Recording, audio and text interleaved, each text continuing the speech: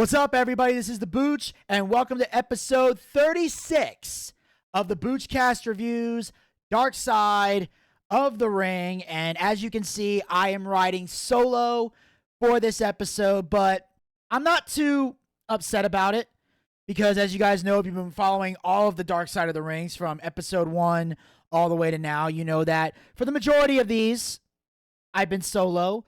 Some of them have been because nobody else wanted to do the episode. Others were because people were supposed to do the episodes, but their schedules were so out of whack.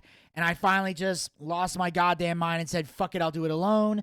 So obviously I'm no stranger to doing Darkside of the Ring by myself. But apparently this was an episode nobody else on the team wanted to touch. So that's why I'm here by myself. And of course, we're here to talk about the tragic fall of Adrian Adonis. Now, before I jump into this, I'm going to be straight up honest here.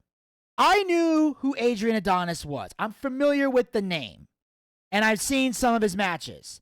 But I only knew Adrian as the flamboyant character in WWE.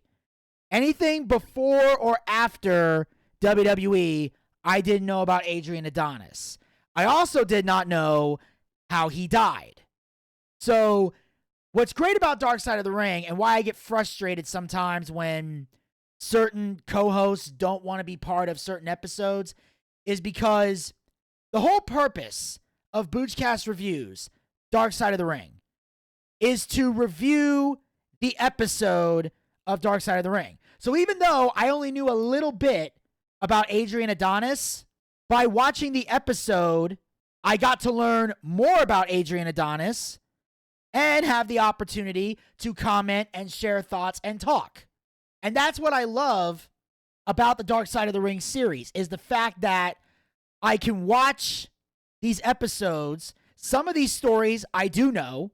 Some of these wrestlers I'm familiar with. But there might be some wrestlers I know, but I don't know their whole story, and I learned that.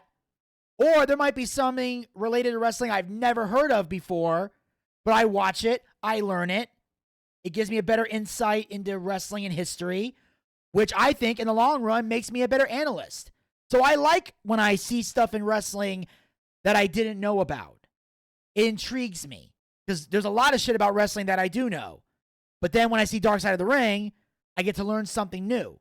Like I said, I knew a little bit about Adrian, but I didn't know his whole story. I got to see his whole story, and now I'm a big Adrian Adonis fan. I definitely want to go back and see more of his classic matches. I'll be even more excited the next time Gator and I do a classic pay-per-view review from WWE, and Adonis is in it.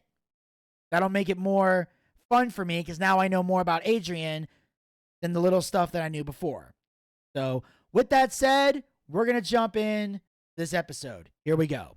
On July 4th, 1988, 3 professional wrestlers were killed in a tragic car accident on a remote highway in Newfoundland, Canada. The most famous name among the victims was World Wrestling Federation superstar, the adorable Adrian Adonis. So right off the bat, they are hitting me with knowledge I did not know before. I had no idea that Adrian Adonis died in a car accident. Like I said, I only knew about Adrian through certain matches that I saw in WWE. Obviously, he died a year after I was born. So I'm still a baby. So this isn't stuff that would be fresh in my head from watching the news. So right away, this episode has my attention. So even if I wasn't a wrestling analyst and I didn't have a YouTube channel or multiple YouTube channels, and I wasn't reviewing this episode, I would still watch as a wrestling fan regardless, because you've already hit me with information I did not have prior to watching this episode. And that's the great thing about Darkside of the Ring, is they get to tell the real stories. Because with all due respect to the WWE, they're only going to tell you parts of the story. They don't want to say anything that'll make a wrestler look bad or reflect bad on the company. That's why Darkside of the Ring is so great, because they get to tell us a different side of the story. Even though sometimes they can be guilty of tweaking things for their narrative in some cases, overall, you're going to get a more real and honest story because the people are given permission to speak freely. for the most part. Now, the circumstances surrounding the crash have grown into an urban legend in the wrestling world, fueling decades of debate and speculation. Some say they were drunk as hell, that the driver saw a moose and he dodged it, and when he went down over a ravine underneath a bridge, they say the ring truck was out after them, picked their pockets, and only one of them lived. A tragedy that took the lives of 3 wrestlers, with one man left standing, haunted by what he saw that night. That man's name is Mike Kelly. And obviously we hear from Mike a little bit later in this episode. That's actually when we find out what his name is, but I want to mention it here right off the bat because I feel like that should have been mentioned. But yes, Mike Kelly, out of the 4 men that were in the car that day, is the only one standing. And obviously he gets to tell the story. And I love that they saved him till the end of this episode because that intrigues you to want to keep watching. That's the brilliant of storytelling, is make people want to talk to the end. Because obviously, if you got the sole survivor of a devastating car accident, people want to hear from him more than anybody else in this documentary. You save him till the end so people will watch to want to hear his take. In the 1980s, Vince McMahon's World Wrestling Federation presented a larger-than-life world filled with heroes, villains, and a rotating cast of colorful tough guys. But few were more colorful than the adorable one himself, Adrian Adonis. He was one of the best big man wrestlers in history. He was acrobatic despite his physique. Adrian's provocative ability to push buttons and boundaries catapults him to the top of the card, earning him a coveted weekly segment known as The Flower Shop, which, for those who don't know, that's kind of his version of Piper's Pit or Chris Jericho's highlight reel, or more recently, you know, the Grayson Waller effect and Miz TV. Yeah, it's fucking there. I ain't happy about it either. But The Flower Shop was kind of his talk show. And if you had a personality, they would usually give you a talk show segment to keep you on TV every week, even on times where they might not have a match for you. Like, your segment could be used to set up a match with another opponent or to get 2 people in the same room and have them ready for a fight. So that's what made it great. So he got his own Flower Shop segment to, you know, interview and entertain the fans. And if they're willing to take time to build you a set and give you your own segment, that means they see something in you. Whether they're going to make you a main event player or not, they see something in you if they're going to take the time to do that. Now, the business of pro wrestling was very stereotypical, and he knew at the time straight people hated gays. So he created a gay gimmick to get heat from the fans. And obviously, there's a lot of truth to that. Because you got to keep in mind, this is the 1980s. And as we mentioned before, even on Darkside of the 90s, there was a time, and it was especially during the 80s, where being gay was not socially acceptable yet. Like, obviously today, if you're gay, nobody really cares. LGBT is very accepted in America today, even though sometimes they have a tendency to go way off the fucking deep end lately. But if you get past the far left, far LGBT agenda that's pissing people off and driving everyone crazy, in general, if you're a grown adult and you're gay, nobody really cares in 2023. They don't. I'm sorry, but they don't.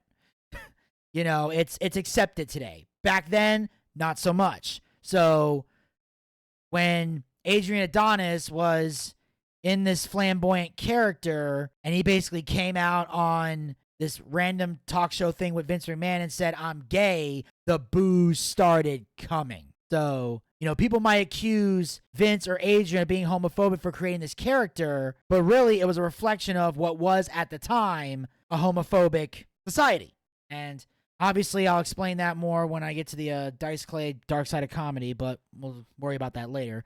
Anyway, the star's flamboyant in-ring persona could hardly be more different from the reality of the man behind the character. He was a bona fide, legitimate tough guy that had to have his fair number of street fights in his lifetime. So despite the fact that in WWE he had this flamboyant character, in real life he was a straight, heterosexual badass who if you got in a fight with him, 9 times out of 10, he was going to beat the shit out of you. But 1 time out of 10, talk about later. Born Keith Frank, The future Adrian Adonis grew up in a working-class neighborhood in Buffalo, New York. He was a badass his whole life who intimidated anyone that dared to fuck with him. He was in a Kappa Beta fraternity and later joined a street gang. They were in constant fights because they were the baddest motherfuckers in Buffalo, and everyone wanted to challenge them. Some members of the gang became gangsters, like actually joined like mafia gangs. But Adrian wanted to become something better. He had his heart set on becoming a professional wrestler. Dropping out of high school to focus on wrestling, Adrian brings his experience fighting in the streets to the squared circle. He started his career in Amarillo, Texas, and announced to the audience he would take on anybody in the building. The promotion put out an ad saying if you could last 10 minutes in the ring with him, you could win $10,000. About 4 or 5 guys would get in the ring one at a time, and he would knock them out cold. Now, here's a conflicting issue here. On the one hand, I wouldn't want to fuck with Adrian Adonis. On the other hand, $10,000, not gonna lie, that sounds like a pretty sweet deal. And it says you can last 10 minutes. So it doesn't even say you have to win. You just have to survive. I'm gonna tell you something right now. If that were me and I had to get in the ring with Adrian Adonis, I'm like a boxer. I'm gonna stick and move. I'm gonna be dodging. I'm gonna play defense. I'm gonna be running out the clock. I'm gonna do whatever I have to do to survive and walk out with that 10 grand. Now, they were shoot fights. So these were not scripted fights. These weren't plants that they put in the audience to get in the ring for Adrian to knock them out cold. These were legit fans who were legit going to get in the ring and legit got their asses kicked by Adrian Adonis. And because they were shoot fights, it wasn't enough for Adrian to get in the ring and just wrestle them. He had to leave marks. He had to pound their faces in, break their bones, whatever he had to do to make that guy not want to fight a wrestler ever again. They had to make him go to his friends and say, those guys are killers. And that is a standard thing throughout the late 80s and 70s and 60s, all the way down. Pretty much all the way up till about the 90s when it was really being made obvious that wrestling was scripted. Back then, the wrestlers made you believe that it was real 24/7. They protected kayfabe. They protected their gimmicks. So if you got in a fight with a wrestler, and we talked about this as well during the Graham Dynasty, back then, you had to beat the fuck out of somebody. You were a wrestler and you got in a fight, you could not lose the fight. If you lost the fight, you lost your job. And you had to make a statement in that fight to let people know, I don't want to fuck with a professional wrestler. Anyone who does, you have to make them regret it. Hell, Gator still does that to this day. There's times where he'll be at a bar, hanging out, either after a wrestling show, a comedy show, or just hanging out in general, and somebody will get in his face because they find out he's in the wrestling business. They drop the dreaded F word, and Gator has to beat their fucking brains out. Because he has to let them know, do not disrespect the business and don't try to pick a fight with a wrestler because they're fucking nuts. And I'll tell you right now, they are fucking nuts. Regardless of how you think about pro wrestling, a lot of these guys are trained to fight. They're not just trained to wrestle. They are trained to fight as well. A lot of these guys have been in fights. A lot of these guys have whooped ass. A lot of them in the beginning had to fight for their lives until they were good enough to be smartened up. Do not pick a fight with a pro wrestler and think you're going to win. You're not. The only way you're going to beat a pro wrestler is if he's like 80 years old and he's got a cane and a walker and a freaking wheelchair or crutches. Yeah, then you got a shot at beating him. But if he's able-bodied, he'll fucking kill you. And they're crazy. Don't fuck with them. Take it from someone who's in the business and is around wrestlers. They are not to be fucked with. Now, in time, Adrian's size, look, and killer instinct lands him a spot in one of the most popular promotions in the business, Vern Gagne's American Wrestling Association, the AWA. Vern liked his personality and put him in a tag team with Jesse the Body Ventura. It's moments like this that I'm glad Zach's not on this episode with me, because as soon as I said Jesse the Body Ventura, he would start groaning and moaning. You see facial expressions because he hates Jesse Ventura for retarded reasons. And of course, they even ended up becoming the AWA World Tag Team Champions at one point, which I think is great. You know, Jesse Ventura, most of his major career was being a tag team champion. They were called the East-West Connection, and that lasted 2 years before Jesse eventually stopped wrestling regularly, and then he became the North-South Connection with Dick Murdoch. Adrian was a good talker, but Jesse was the better talker. That's why he did the majority of the promos. Adrian had the New York biker gimmick with the Yankees insignia on it because they knew that would get heat in the Southwest, Southeast, south of the Mason-Dixon line. They hate Northerners, and also they hate the Yankees, which I never understood that. Look, I get it. If you're a fan of the Mets, I get why you hate the Yankees. If you're a fan of the Boston Red Sox, I get why you hate the Yankees. But the rest of y'all need to lighten up a little bit, okay? Let's chill the fuck out, all right? The Yankees were a badass team. They've won 27 championships, and at least they didn't cheat, unlike the Patriots. Anyway, he was great at selling and making his opponent look good. He knew when to get heat and when to give the babyface his comeback. And that is the merit of a great heel. Because as a heel, those are your two most important things. Get your heat and shine up the babyface. And the trick is knowing how long to get your heat before the babyface makes the comeback. Because if you do it too early, it hurts the heel. If you wait too long, it bores the audience. So you got to have that right moment of, okay, I'm getting my heat, I'm beating up the babyface. Babyface looks like he's in danger of losing. Finally, boom, he makes the comeback, beats the hell out of the heel, takes the heel down. 1, 2, 3, gets his hand raised. Crowd's happy. That's a key thing that you need to know as a heel. And the fact that Adrian had that skill is what made him a great talent. After years of building a name for himself in the AWA and across the country, Adrian eventually signs with Vince McMahon's WWE. Adrian knew everything about everything in the business. Bret Hart tried to be friends with him, but Adrian wasn't comfortable around him because he was a promoter's kid and he was afraid he would stooge him out. And that I understand completely, because if there's one thing in wrestling that the boys don't like, is a stooge. That's why a lot of times when the boys hang out with the boys, they don't want people in management around them. Or if you work for the office, they do everything they can to avoid being around you. And especially if you're the promoter's son, a promoter's assistant, if you have any positive relationship with a promoter where you guys are close-knit, the boys are going to want to stay away from you as much as possible because they're afraid you're going to stooge them out. And a lot of times, and I know this from personal experience, promoters usually have somebody close to them because they want somebody to stooge them out. They want somebody who's going to rat on the boys, tell on the boys. If shit's going down or they're doing crazy shit, come tell me. And I can tell you right now, as someone who was in that awkward spot before in a promotion, let me tell you, being the right-hand man of the promoter is probably the worst job in wrestling. I know it's the worst job I ever had. Because I'm not a stooge. I'm not a rat. And by rat, I'm talking about the mafia version of a rat, not, ring rat like we do in wrestling. But I'm not a stooge. If you're looking for somebody to spy on someone and stooge people off, I ain't the guy. I go out of my way to keep secrets. If you tell me something's a secret, I'm going to keep it, and I'm going to keep it till my dying day. Because I don't stooge on anybody. I've never stooged off on boys to the promoter, and I never stooged off on the promoter to the boys. Trust me, the promoter I worked for, there's a lot of shit he said to me that I have not told a soul. Even to this day, I've kept them to myself. Because I don't stooge one way or the other. So you can say whatever you want about me. You can judge me for not stooging people off. You can judge me for keeping secrets, whatever the fuck. But one thing about me is this. I'm consistent with every secret I've ever kept. I don't stooge one way. I don't stooge the other way. Why? Because I'm not trying to cause drama, and I don't want to be in the middle of anyone's drama. If I'm at a wrestling show, my job is to do my job, and that's it. If I'm there to do commentary and ring announce, one or the other or both, the only thing I care about is that portion of the job. I don't care about the drama going on behind the scenes. I can give a fuck less.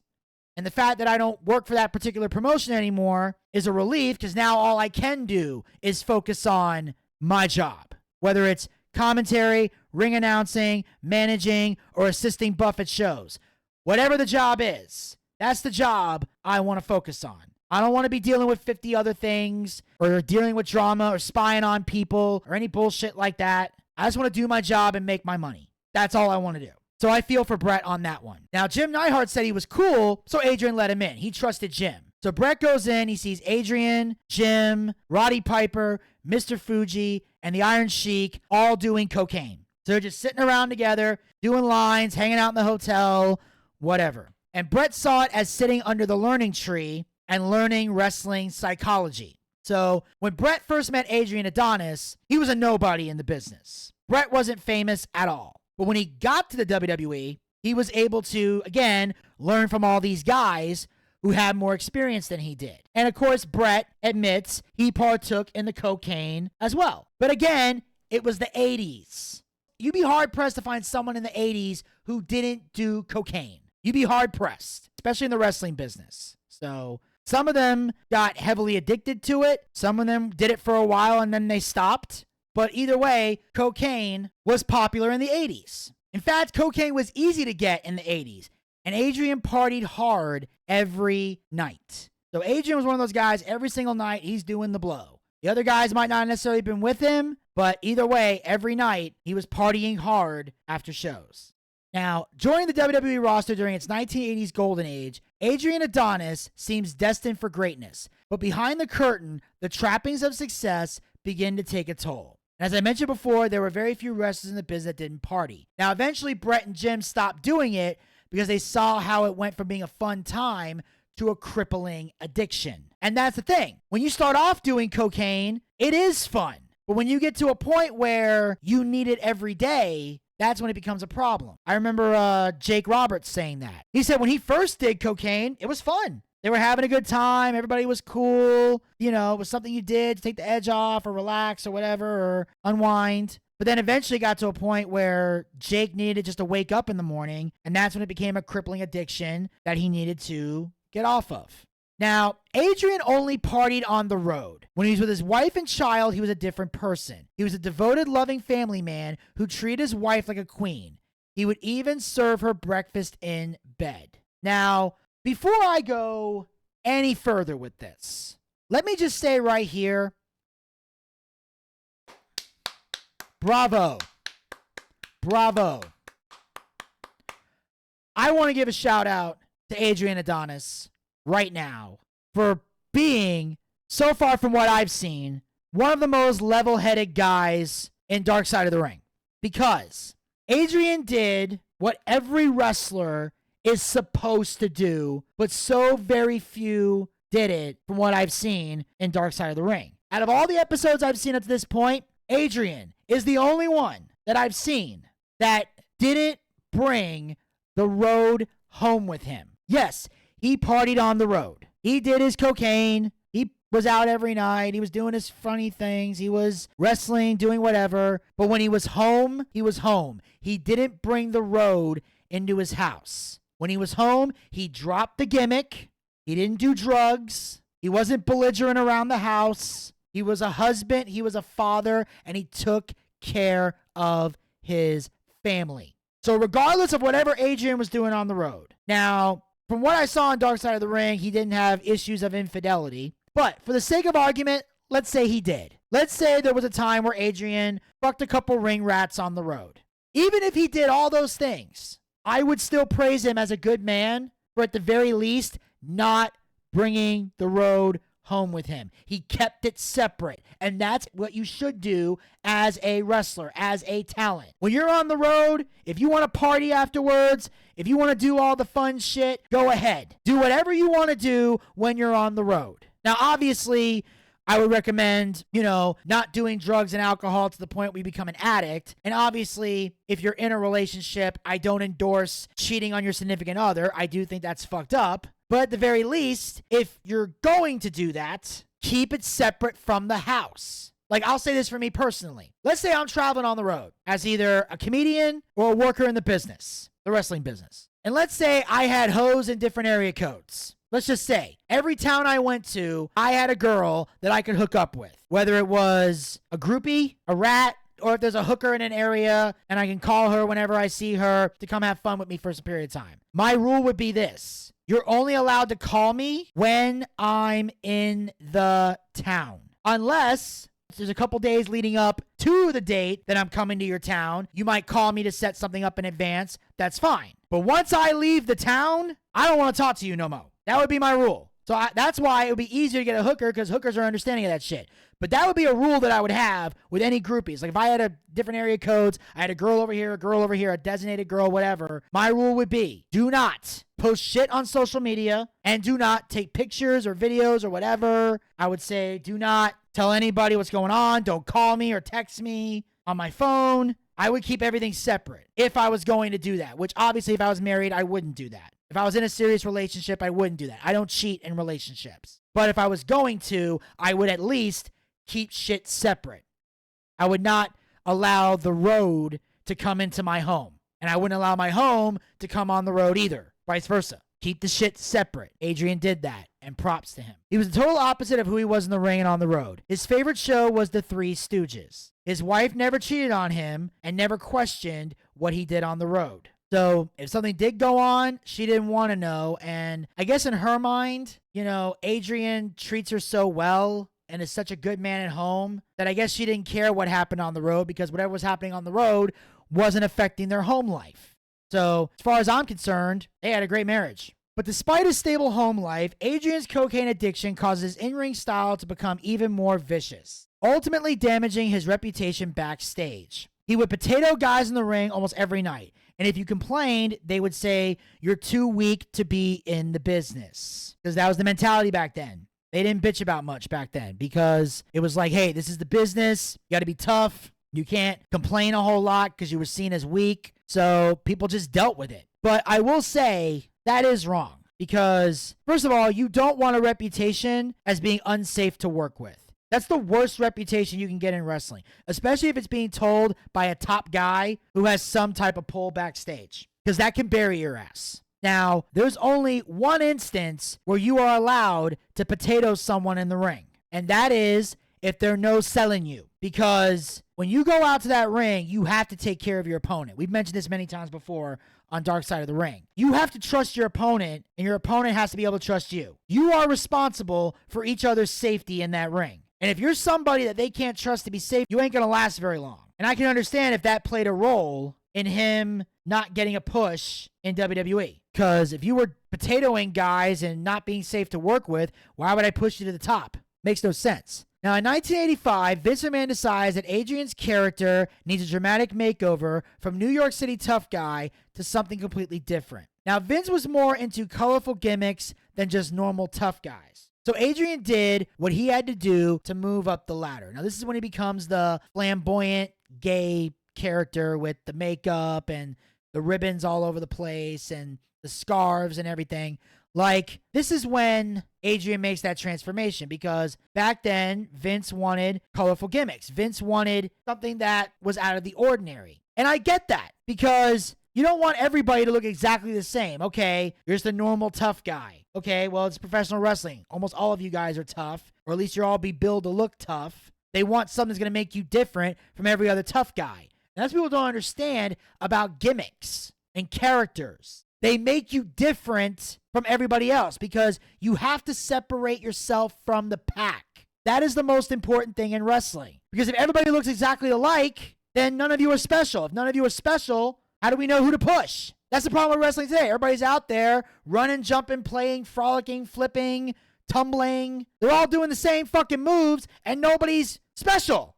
That's why you got too many wrestlers, not enough stars. One guy gets injured, nobody really gives a fuck. You just throw another guy in there. They can do the same moves that you do. Now, he didn't like it at first, but then he decided to embrace it and show Vince and the higher-ups that he is so talented, he can take a gimmick as stupid as this and get it over. And that's the key thing. See, Adrian has the right attitude here, because that's what you're supposed to do. If you're given a stupid gimmick, do what you can to get it over. Because if you get over with that gimmick, you'll get a push, because it's Vince's baby. And that is the sign of a true great worker. That's why Adrian was so damn great. Instead of whining, moaning, bitching, complaining, he's giving me this flamboyant gay gimmick. He's like, all right, I'm going to take this gimmick, I'm going to get it over with the crowd, and you'll have no choice but to push me as this. And that's what every great gimmick has been. There's been a lot of stupid, ridiculous gimmicks over the years. But the ones that lasted were the people who committed to the gimmick and got it over. The Undertaker, on paper, is a dumbass fucking gimmick. But the reason it got over was because of Mark Calloway. He got that gimmick over. He made The Undertaker memorable. And that's what Adrian did with this gimmick. In May of 1986, Adrian is set to wrestle a relative newcomer to the business named Dan Spivey. Adrian needed someone to work with while they got him ready for a feud with Hulk Hogan. Dan was a relatively quiet guy in the locker room, which Adrian mistook as weakness. He found out later he was wrong. Pitted against Spivey, Adrian will learn just how wrong he was in a match that will change his life forever. In the lead up to his showdown against world champion Hulk Hogan, Adrian Adonis had to wrestle and defeat Dan Spivey, solidifying his position as one of the top villains in the company. They start the match and Adrian kicks him real hard, calls him a stupid son of a bitch, and is just abusing the shit out of Dan. Adrian goes over and Dan is pissed. When he gets to the back, Davey Boy, Dynamite Kid, and Scott McGee grab his stuff, they hail a cab and got him out of there. They knew Dan wanted to kill him. But they're like, dude, let it go. Did your job. Get out of here. The next night, they're in Flint, Michigan, in front of a sold-out crowd of 10,000 people. Vince says they're working each other again. Adrian was supposed to go over. They get in the ring, and Adrian is starting the abuse again. He puts him in a sleeper hold and is legit clinching down on it, and Spivey had enough. He fights up and knocks him out. The ref says that's not the finish.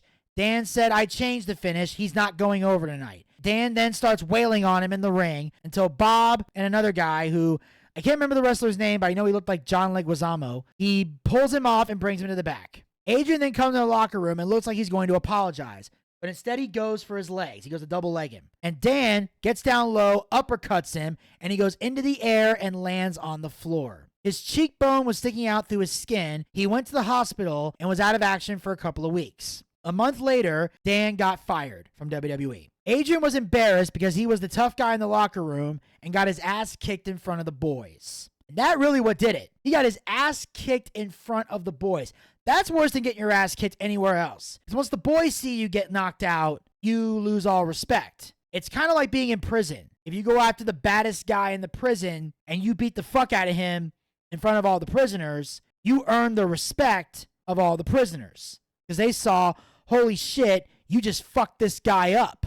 He's a badass. He's tough. He beat up Adonis. Humiliated after the confrontation with Spivey, Adrian spirals further into his cocaine addiction. He also started getting heavier and wasn't able to move in the ring as good as he used to. Yeah, so now he starts getting fatter and not able to wrestle as good, and basically, it's fucking with him emotionally. But what's weird is, despite all this shit, it's not affecting his home life still, which I found interesting.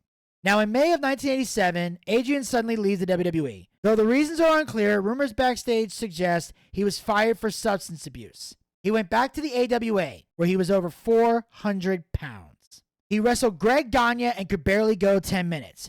Greg tells him this isn't who you are, be yourself, be who you are, and that motivates him to get his shit together. Still only 34 years old, Adrian commits to getting back in shape, losing nearly 100 pounds over the next 6 months. Ditching the adorable one persona, he sets his sights on competing in Japan. So he goes back to being his badass self. He's done being the adorable one. That's never going to happen again. And he lost 100 pounds, which that's motivation right there. Because, you know, for a while he was stress eating, which I can relate to that completely. And also they said that a lot of times when you're a wrestler, you know, you're eating bad food because you're traveling on the road. And I can attest to that because I eat bad food when I'm traveling on the road. And most of the time when Buff and I are traveling together, it's usually on his cheat day. And when Buff is on his cheat day, he goes all out. You travel with Buff on his cheat day, you are eating good. It's fucking paradise. While he was there, he saw Dan, and they buried the hatchet over a beer at a Guy Jean's steakhouse. So him and Dan bury the hatchet. Adrian apologizes for being a dick, and Dan apologizes for breaking his cheekbone, and, they get to at least make peace before the incident that happens later. He meets up with his wife at a hotel in Los Angeles before he left for Canada. He told her goodbye twice, and that was the last time she saw him alive. Leaving his wife in Los Angeles, Adrian departs for Canada, where his fate will intersect with a pair of veteran wrestlers known as the Kelly Twins. As, of course, Mike Kelly and Pat Kelly. Mike Kelly was a wrestler for 23 and a half years with his twin brother Pat. He is most well known for the O. Henry commercial. The Kelly Twins were identical and a great tag team in the 60s. They were dressed the same when they were kids. They lived their lives as twins. One time his brother got hurt and he could feel the pain. So this is basically a white version of the Usos, as it were. But they were definitely a decorated tag team, the Kelly Twins. They got booked for the Newfoundland tour by David McKidney. They drove down with Adrian Adonis, who was going to team up with the Bear Man to face the Kelly Twins in the main event. Now, Dave McKinley was the Bear Man. That was him. So the four of them were traveling because they were going to face each other in the main event of the pay-per-view. Dave got the name the Bear Man because he had bears that he trained to wrestle. So he actually had bears and trained them and taught them. Basically, he's the Siegfried and Roy of bears, basically. So he's training them. He's teaching them, I think even Bret Hart said that he had some wrestlers that would wrestle the bear. Like, he really trained these bears on how to wrestle and do well. He's the bear whisperer, as it were. Now, one night, Dave's girlfriend was in the shower, and the bear sensed it, came in, attacked her, and clawed her to death. Now, at the time it was happening, Dave was outside working in the garden, and he was devastated when it happened. Now, according to some articles, the bear was allegedly in heat. Like, it was like in heat. It was getting horny and stuff. And I guess its hormones went crazy or whatever. And the bear attacked his girlfriend and killed her. And apparently he was going to marry her. Now, despite this tragedy, McKidney continues to work with bears on his next tour. And here's where I got to say, what the fuck is wrong with Dave? Here's what I don't get. How popular is this gimmick really?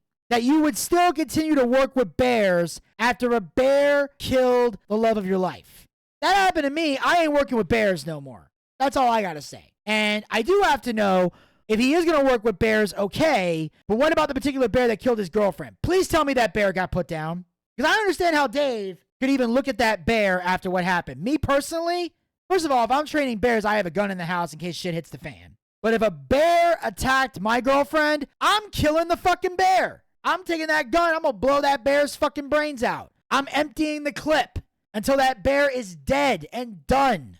How the fuck can this dumbass continue to work with bears after one kills your girlfriend? Clearly, this is God's way of saying you shouldn't be fucking with bears. Stupid.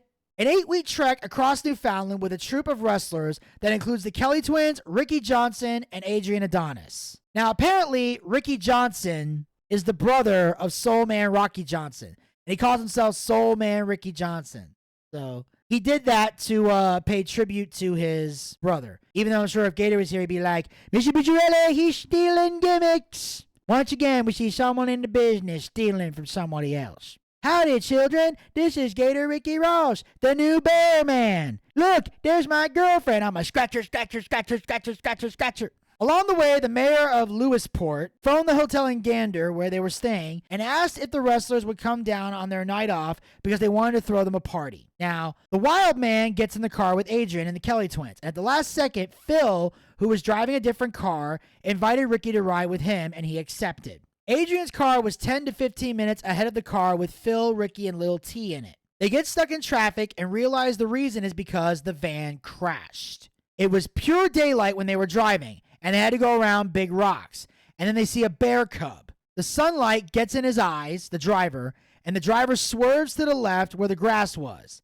And they go down a gully and hit a huge rock dead on. Mike fainted, and when he woke up, he saw they were in the stream and that his brother was dead along with Wildman. So Pat and Dave die on impact. They are instantly dead. Mike is still alive. Adrian was still alive, but badly hurt, with the bone sticking out of his elbow. They wanted to save him, but there was no saving him. Eventually, RCMP called his wife to tell her he was dead. Originally, she wanted to talk to the people he rode with, but one by one, she found out they were all dead except for Mike.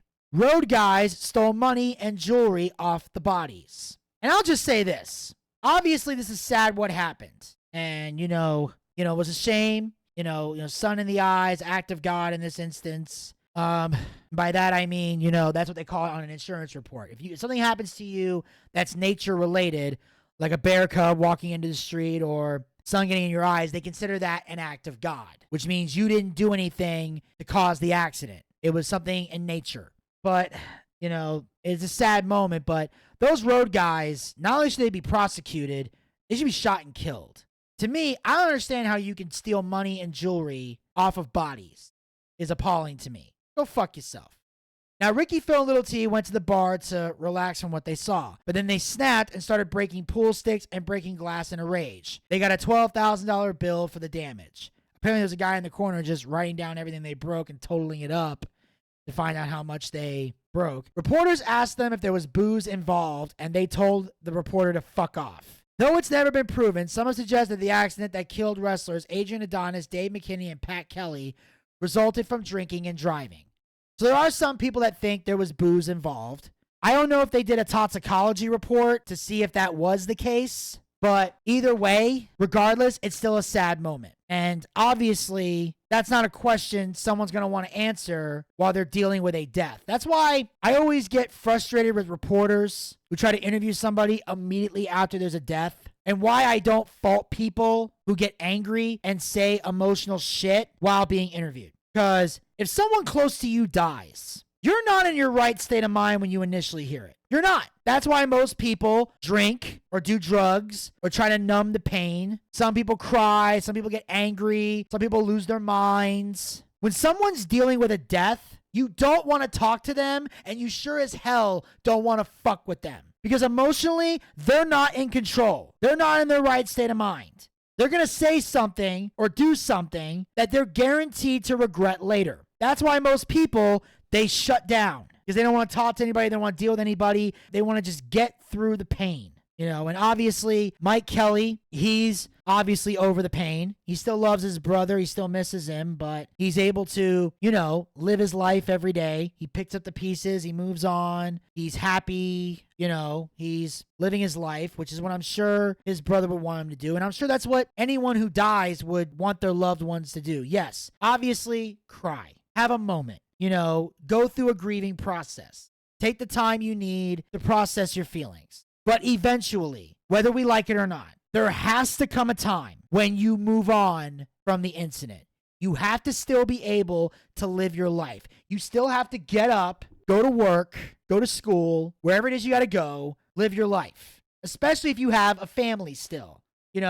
Like if you lose a parent, that's going to be devastating. But if you're a parent yourself, there's going to have to come a time where you move on from the pain of losing your parents so you can still become an excellent parent to your kids. Because if you allow that parent's death to fuck with you for the rest of your life, it's going to affect the way you parent your kids. And then they have to grow up with a parent who's not there because they're emotionally fucked up, and that's not fair to the child. So you do at some point have to pick up the pieces. And clearly, Mike has done that. Adrian's wife, Bia, she's done that. I'm sure his daughters, Angela and Gina, they've dealt with it. They're able to live their lives. But obviously, this is a tragic moment, but it's weird. Despite the fact there were drugs involved in Adrian's life and career, the drugs didn't end his career, and they sure as hell didn't end his life. His life was ended by a car accident. And out of all the Darkside episodes we've seen thus far, I think this is the only one where the drugs didn't ruin someone's life. Like, yeah, maybe he got fired from the WWE, but the drugs didn't ruin his career. The drugs didn't ruin his marriage. The drugs didn't hinder him from being a parent. Adrian Adonis is living proof that you can work hard, party hard, and still be a family man.